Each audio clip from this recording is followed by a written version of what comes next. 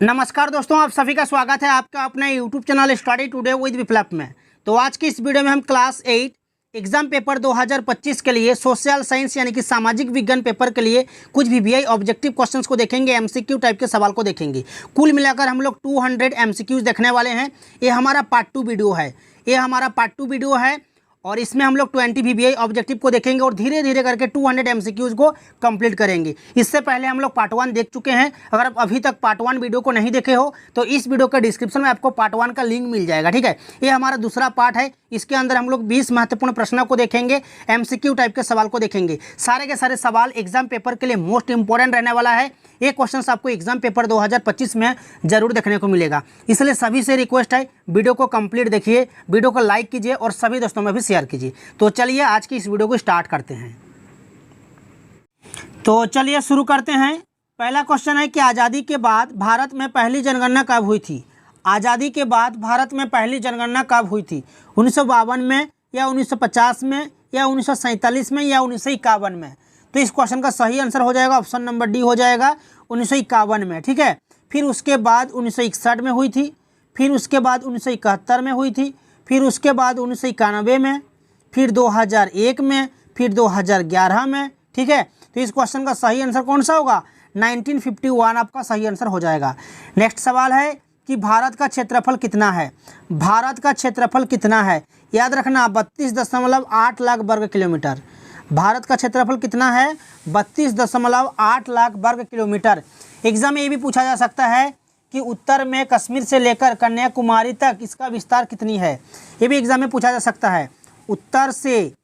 उत्तर में कश्मीर से लेकर कन्याकुमारी तक इसका विस्तार 3200 किलोमीटर है, ठीक है। और ये भी एग्जाम में पूछा जा सकता है कि पूर्व में अरुणाचल प्रदेश से लेकर पश्चिम में कच्छ तक इसका विस्तार कितना है, ठीक है। ये भी आपको याद रखना है, ठीक है। पूर्व में अरुणाचल प्रदेश से लेकर पश्चिम में कच्छ तक इसका विस्तार 2900 किलोमीटर है, ठीक है। उत्तर से दक्षिण तक इसका विस्तार 3200 किलोमीटर, जबकि पूर्व से पश्चिम तक इसका विस्तार 2900 किलोमीटर। ये भी एग्जाम में पूछा जा सकता है, एग्जाम के लिए काफ़ी ज़्यादा इंपॉर्टेंट है। नेक्स्ट सवाल है कि टाइगर ऑफ मैसूर किसे कहा जाता है? टाइगर ऑफ मैसूर किसे कहा जाता है? टीपू सुल्तान को, ठीक है। टीपू सुल्तान को टाइगर ऑफ मैसूर कहा जाता है, याद रखना। नेक्स्ट सवाल है कि महालवाड़ी व्यवस्था में महालदार किसे कहा जाता है? महालवाड़ी व्यवस्था में महालदार किसे कहा जाता है? जमींदार को, गांव के मुखिया को, किसान को या ब्रिटिश सरकार को? याद रखना गांव के मुखिया को कहा जाता है, ठीक है। गांव के मुखिया को।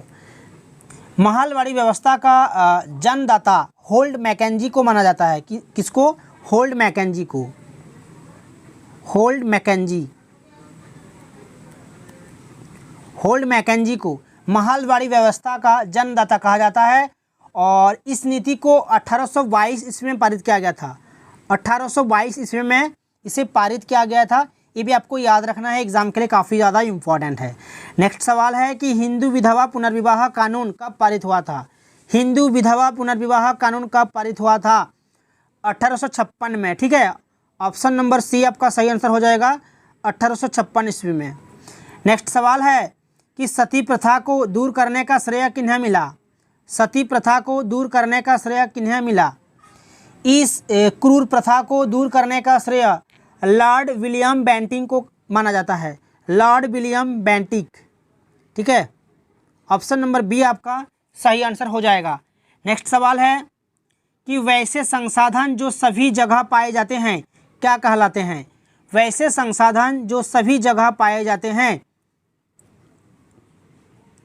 उसे कहते हैं सर्वव्यापक संसाधन, ठीक है। जैसे कि वायु जिसमें हम सांस लेते हैं, ठीक है। और वैसे संसाधन जो निश्चित स्थानों पर ही पाए जाते हैं उन्हें स्थानिक संसाधन कहते हैं। जैसे कि लोहा इसका तांबा हो गया, ठीक है। ये निश्चित जगह पर ही पाए जाते हैं, ठीक है। और ये सर्वव्यापक है जो सभी जगह पाए जाते हैं, जैसे कि वायु। नेक्स्ट सवाल है कि इनमें से कौन लौह खनिज नहीं है? मैंगनीज, तांबा, बॉक्साइट या सीसा? तो तो इस क्वेश्चन का सही आंसर हो जाएगा सीसा। मैंगनीज, तांबा और बॉक्साइट जो है लोहा खनिज है, उसमें लोहा पाया जाता है, लेकिन सीसा में लोहा इसका नहीं पाया जाता, इसलिए इस क्वेश्चन का सही आंसर हो जाएगा ऑप्शन नंबर डी सीसा।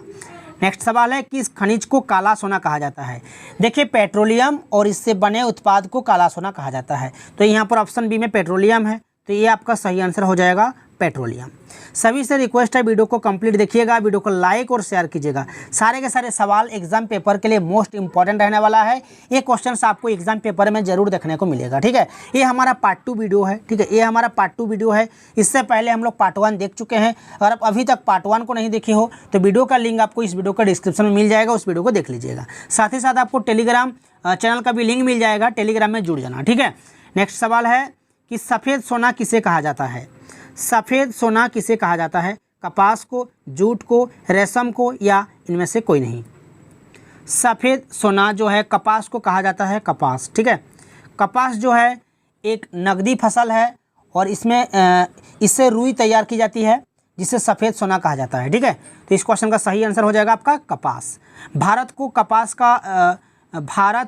कपास का जन्मदाता कहा जाता है, ठीक है। एग्जाम में पूछा जा सकता है कि कपास का जन्मदाता किस देश को माना जाता है, याद रखना भारत।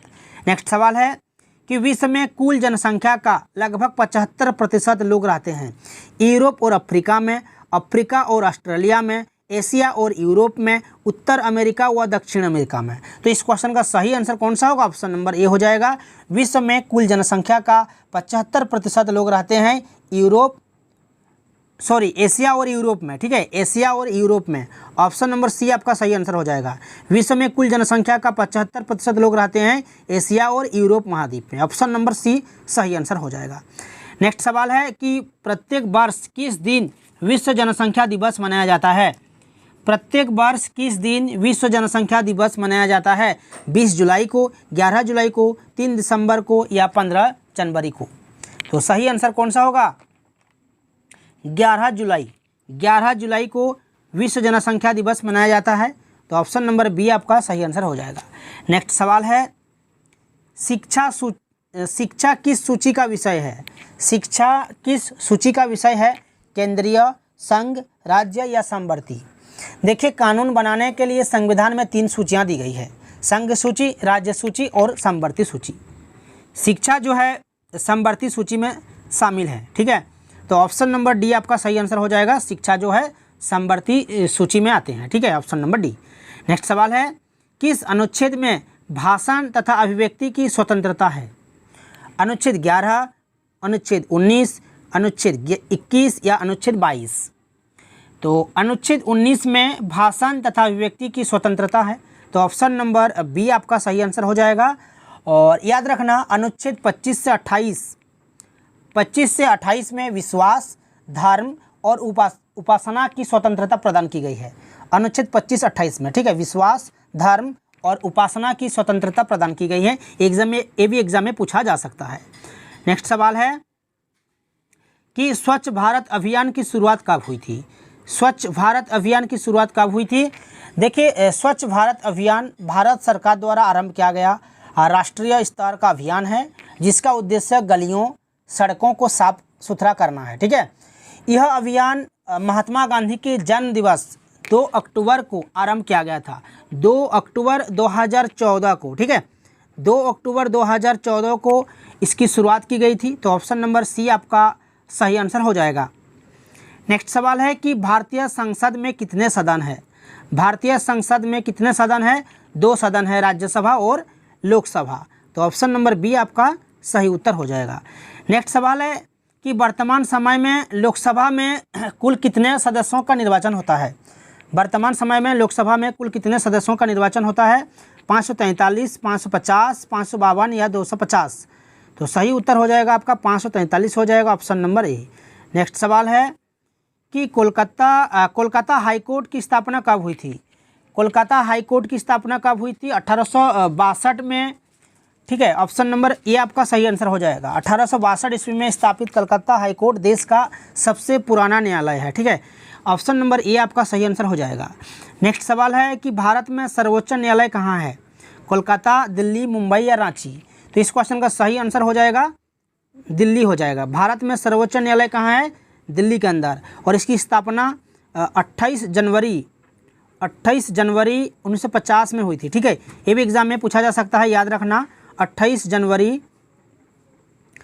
1950। ठीक है, 1950। नेक्स्ट सवाल है, लास्ट जो सवाल है कि अभिलेखागार न्यायालय किसे कहते हैं? उच्च न्यायालय को, जिला न्यायालय को, सर्वोच्च न्यायालय को या लोक अदालत? सर्वोच्च न्यायालय देश का सबसे बड़ा अपीलीय न्यायालय व अभिलेख न्यायालय है। ठीक है, सर्वोच्च न्यायालय, याद रखना अभिलेखगार न्यायालय किसे कहा जाता है? सर्वोच्च न्यायालय को। ऑप्शन नंबर सी आपका सही आंसर हो जाएगा। सर्वोच्च न्यायालय देश का सबसे बड़ा अपीलीय न्यायालय व अभिलेख न्यायालय है। इस क्वेश्चन का सही आंसर हो जाएगा ऑप्शन नंबर सी। तो ये था क्लास 8 सोशल साइंस के लिए कुछ VVI ऑब्जेक्टिव का सॉल्यूशन। वीडियो को अगर अच्छा लगा है तो लाइक और शेयर कीजिए, और हमारे चैनल में जुड़े रहने के लिए, इस तरह के वीडियोस देखने के लिए चैनल को सब्सक्राइब करके रखिए। तो मिलते हैं नेक्स्ट वीडियो में।